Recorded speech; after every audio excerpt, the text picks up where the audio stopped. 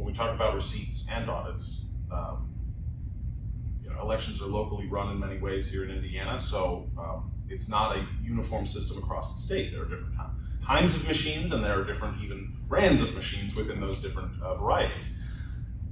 Receipts for every Hoosier who voted, and audits, a full audit after every election would cost a lot more money than we're currently putting into elections. How do we pay for it? Sure, let's talk about a few different things here. First, you're right, it said that in Indiana we have 92 different elections. And it's amazing the disparity, the difference in experience between one Hoosier versus another in another part of the state, because different equipment, different time, different types of locations where we could vote. And remember, in Indiana, only 60% of all votes cast have no paper backup whatsoever.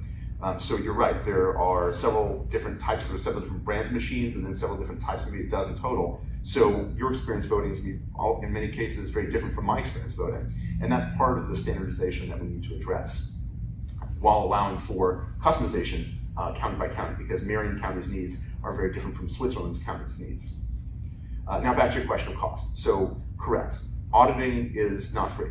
You probably pay insurance for your car or your house or whatever assets you own, and that's not free either. But what you're doing is you're paying for protection. You're paying for protection in case something really bad happens. And that's part of what auditing is. As any sophisticated, mature organization, whether for-profit or nonprofit, or government, we have to be able to have a risk management process. And auditing is part of that risk management, where we need to understand what are our vulnerabilities, how are things working, and then constantly work to improve those. That goes right back to our mandate in the preamble of the Constitution, in order to form a more perfect union. In order to form a more perfect union, we can be great now, but we constantly have to be working to do better. And that part is auditing.